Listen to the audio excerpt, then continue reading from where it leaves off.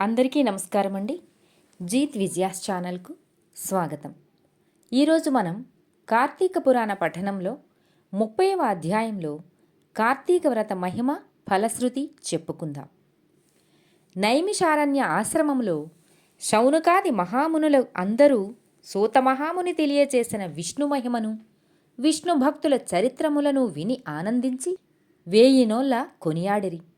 శౌనకాది మునులకు ఇంకనూ సంశయములు తీరనందున సూతిని చూచి, ఓ మునితిలకమా, కలియుగమందు ప్రజలు అరిషడ్వర్గములకు దాసులై అత్యాచారపరులై జీవించుచు సంసార సాగరము తరింపలేకున్నారు. అటువంటి వారు సులభముగా ఆచరించు తరుణోపాయము ఏదైనా కలదా? ధర్మములన్నింటిలో మోక్షసాధనకు ఉపకరించు ఉత్తమ ధర్మం ఏది? దేవతలందరిలోనూ ముక్తినొసంగు ఉత్తమమైన దైవమెవరు? మానవుని ఆవరించియున్న అజ్ఞానమును రూపుమాపి పుణ్యఫలమిచ్చు కార్యమేది?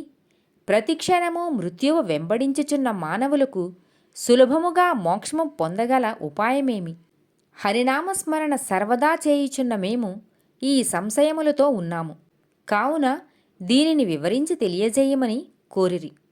అంత సూతుడు ఆ ప్రశ్నలు ఆలకించి, ఓ మునులారా, మీకు కలిగిన సంశయములు తెలుసుకొనవలసినవి. కలియుగమందలి మానవులు మందబుద్ధులు. క్షణిక సుఖములతో నిండిన సంసార సాగరమును దాటుటకు మీరు అడిగిన ప్రశ్నలు మోక్ష సాధనము కాగలవు. కార్తీక వ్రతము వలన యాగాది క్రతువులు వనర్చిన పుణ్యము, దానధర్మ ఫలము చేకూరును. కార్తీక వ్రతము శ్రీమన్నారాయణునకు ప్రీతికరమైన వ్రతము. ఇది అన్ని వ్రతముల కంటే ఘనమైనదని శ్రీహరి వర్ణించియున్నాడు. ఆ వ్రత మహిమ వర్ణించుటకు నాకు శక్తి చాలదు. అంతియే కాదు, సృష్టికర్తయగు ఆ బ్రహ్మదేవునికి కూడా సఖ్యము కాదు. అయినను సూక్ష్మముగా వివరించెదను. కార్తీక మాసమందు ఆచరించవలసిన పద్ధతులను చెప్పుచున్నాను. శ్రద్ధగా ఆలకింపుడు.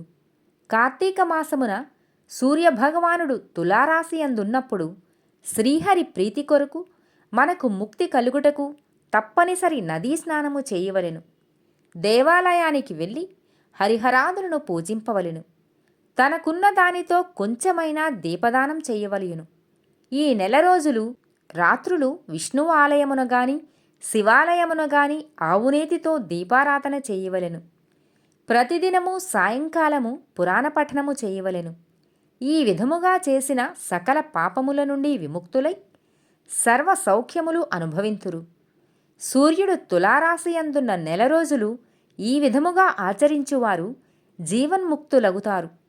ఇట్లు ఆచరించుటకు శక్తి ఉండి కూడా ఆచరించక, లేక ఆచరించువారులను చూచి ఎగతాళి చేసిన గాని వారికి ధన సహాయము చేయువారికి అడ్డుపడిన వారును ఇహమందు అనేక కష్టములు పాలొగటయే కాక వారి జన్మాంతరమందు నరకములో పడి యమకింకరుల చేత నానా హింసల పాలు కాగలరు. అంతియేగాక అట్టివారు 100 జన్మల వరకు చండాలాది హీన జన్మలెత్తుదురు. కార్తీక మాసములో కావేరీ నదిలో గాని గంగా నదిలో గాని అఖండ గౌతమీ నదిలో కాని స్నానం ఆచరించి ముందు చెప్పిన విధముగా నిష్ఠతో ఆచరించిన వారు ఇహమందు సర్వసుఖములను అనుభవించుటయే కాక జన్మాంతరమున వైకుంఠవాసులగుదురు. సంవత్సరములో వచ్చు అన్ని మాసముల కన్నా కార్తీక మాసము ఉత్తమోత్తమమైనది, అధిక ఫలదాయకమైనది, హరిహరాదులకు ప్రీతికరమైనది. కనుక కార్తీక మాస వ్రతము వలన జన్మ జన్మల నుండి వారలకున్న సకల పాపములు హరించి మరుజన్మ లేక వైకుంఠము పొందగలరు. పుణ్యాత్ములకు మాత్రమే ఈ వ్రతము ఆచరించవలను అనడి కోరిక పుట్టును. దుష్టులకు, దుర్మార్గులకు, పాపాత్ములకు కార్తీక మాసమన్నా కార్తీక వ్రతమన్నా ఏవగింపు, అసహ్యము కలుగును. కావున ప్రతి మానవుడు ఈ పరమసత్యమును గ్రహించి ఇటువంటి పుణ్యకాలమును చేతులారా విడువక ఆచరించవలెను.